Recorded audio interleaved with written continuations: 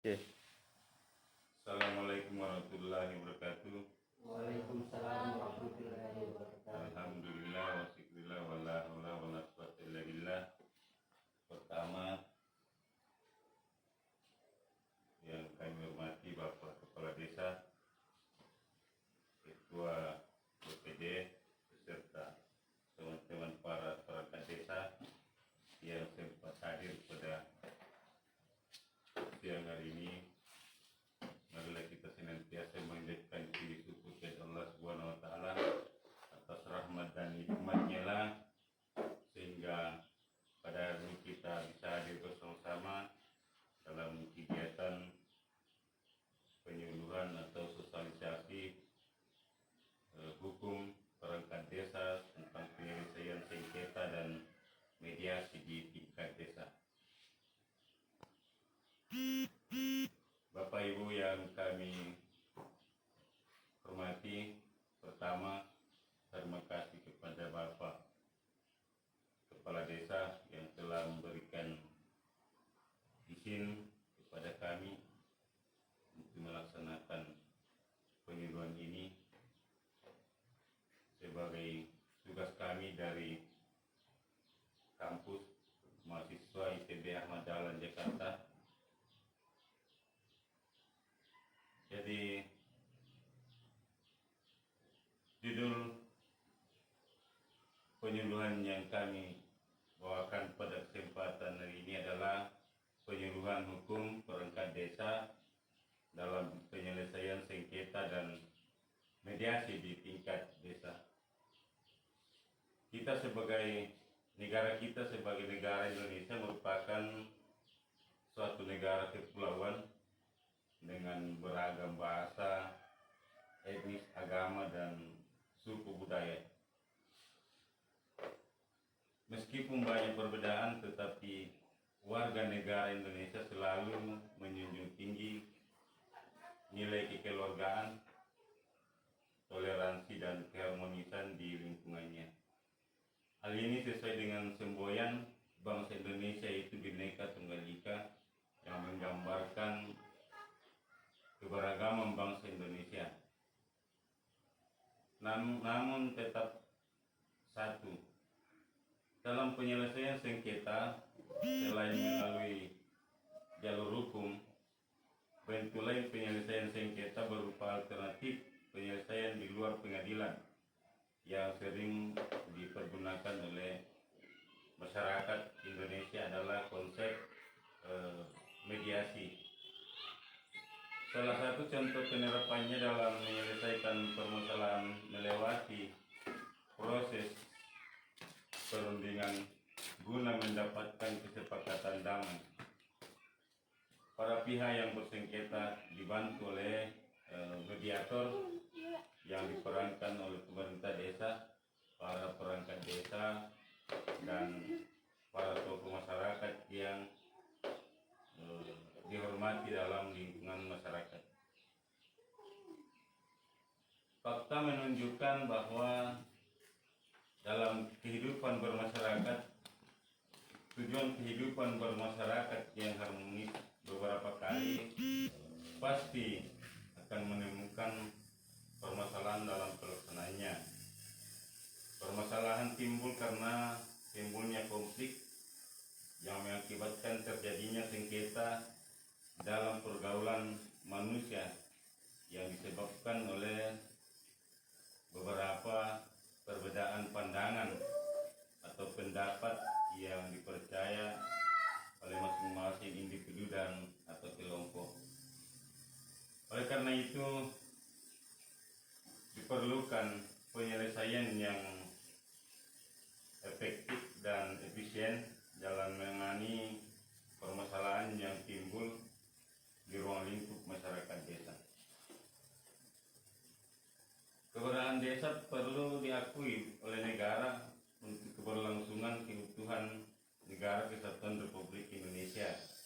Keberadaan desa perlu dilindungi dan diberdayakan supaya bisa mewujudkan desa yang mandiri, desa yang maju dan demokratis, sehingga bisa menciptakan dasar yang kuat dalam melaksanakan kemajuan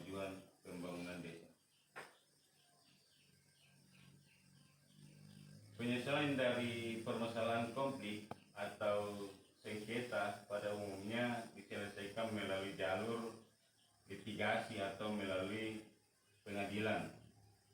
Pengadilan akan mengadili perkara yang diajukan oleh masyarakat atau yang bersengketa. Selain penyelesaian melalui litigasi, ada juga penyelesaian permasalahan melalui non litigasi atau non pengadilan.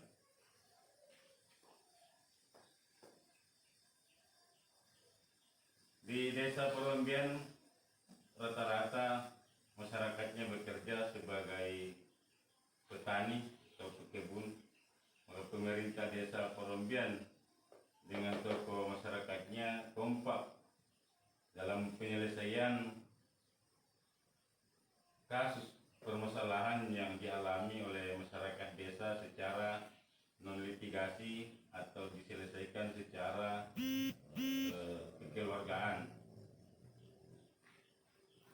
Yang menjadi alasan atau salah satu alasan masyarakat desa menggunakan jalur di luar pengadilan adalah dikarenakan karena proses melalui jalur pengadilan dianggap memerlukan proses yang mungkin relatif lama serta pengeluaran biaya yang dikeluarkan tidaklah sedikit. Bahkan banyak yang orang mengatakan lebih banyak biaya yang dikeluarkan dalam pengadilan, proses pengadilan daripada biaya apa yang menjadi sengketa itu. Karena di pengadilan seperti yang membutuhkan biaya banyak, termasuk biaya pendaftaran, biaya jasa pengacara dan biaya-biaya lainnya. Model penyelesaian sengketa di luar pengadilan berlatar belakang dari beberapa kritik dari warga Indonesia karena terdapat ketidakadilan dalam pelaksanaan dan penegakan hukum bagi masyarakat. Revolusi penyelesaian sengketa di luar pengadilan melahirkan restoratif justice atau keadilan restoratif. Peraturan Mahkamah Agung Republik Indonesia Nomor 1 Tahun 2016 mengatur mengenai mediasi yang diatur dalam pasal 1 ayat 1 yang berbunyi, mediasi adalah cara penyelesaian sengketa melalui proses perundingan atau memperoleh kesepakatan para pihak dengan dibantu oleh mediator. Dan konsep mediasi inilah yang diterapkan oleh pemerintah desa Perombian beserta dalam hal ini kepala desa beserta perangkat desa, para BPD dan tokoh masyarakat dalam menyelesaikan permasalahan yang dialami oleh masyarakat. Dasar hukum. Adapun dasar hukumnya yang menetapkan kewenangan desa untuk mandiri dalam penyelesaian sengketa secara damai ada pada Undang-Undang Nomor 6 Tahun 2004 tentang Desa.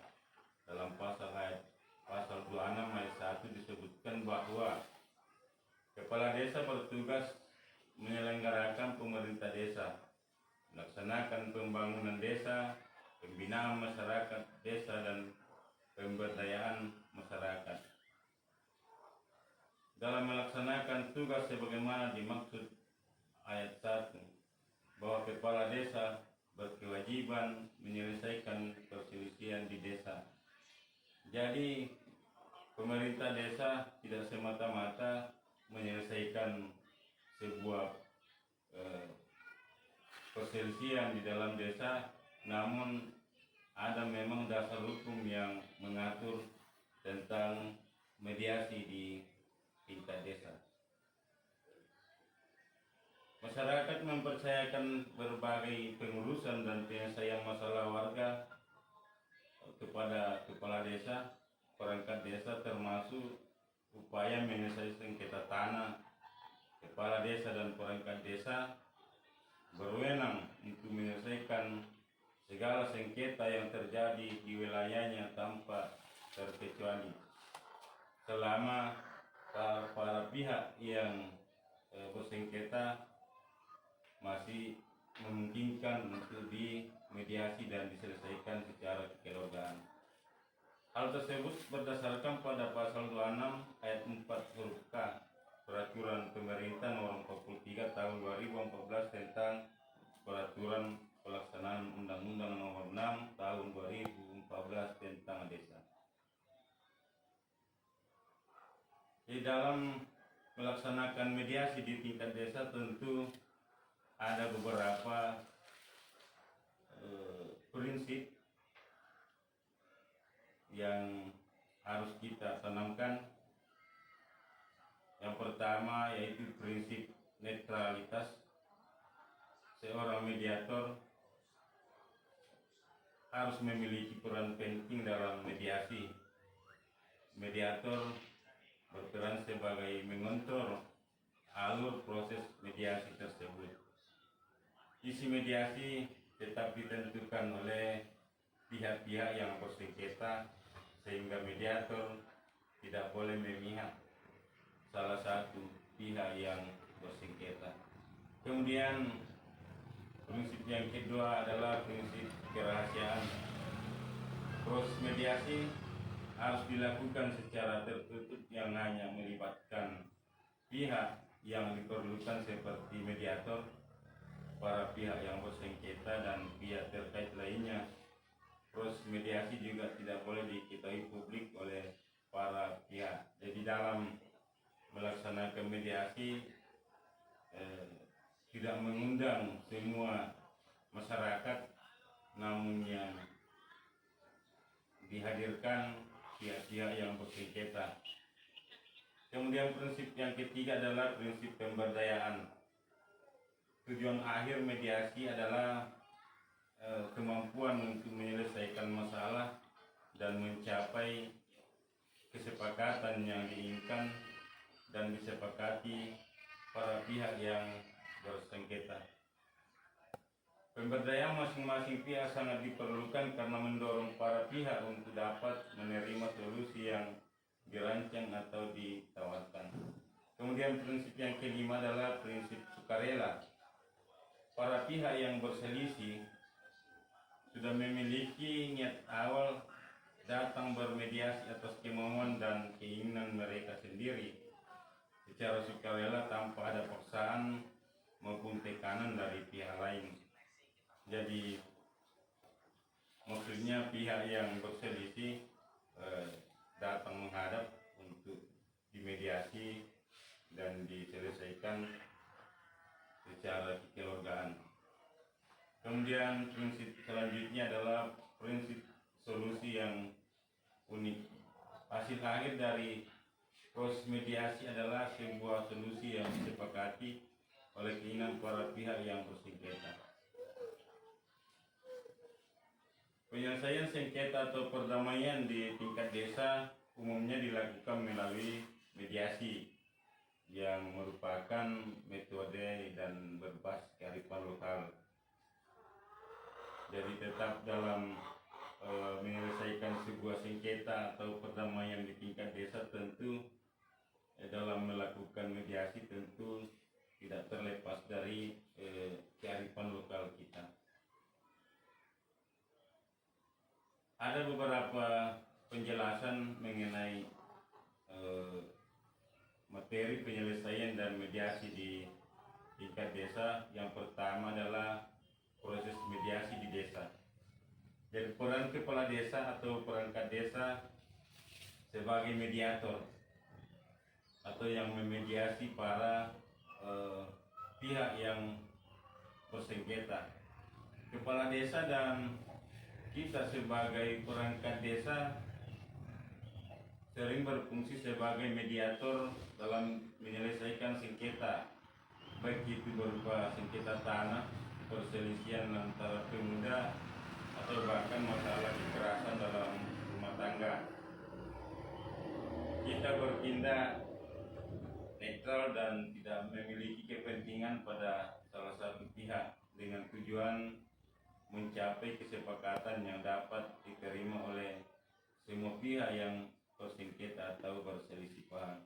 Kemudian proses yang kedua dalam konteks ini, kepala desa dibantu oleh perangkat desa, para tokoh masyarakat memfasilitasi diskusi antara pihak yang bersengketa untuk menemukan solusi yang saling menguntungkan kedua pihak. Selanjutnya adalah tahap mediasi. Yang pertama, pengaduan. Jadi pihak yang merasa dirugikan mengajukan pengaduan kepada kepala desa atau kepala dusun untuk dilakukan mediasi. Kemudian mediator mengumpulkan data, dalam hal ini kepala desa atau perangkat desa mengumpulkan informasi terkait situasi atau laporan untuk memahami situasi dengan lebih baik, seperti yang selama ini dilakukan oleh pemerintah Desa Porombian dengan terlebih dahulu menggali atau mencari informasi atau data dari pihak-pihak yang mengadu. Kemudian proses mediasi. Mediator memandu diskusi, membantu kedua pihak untuk mendiskusi, bernegosiasi dan mencari titik temu atau solusi daripada perselisihan tersebut.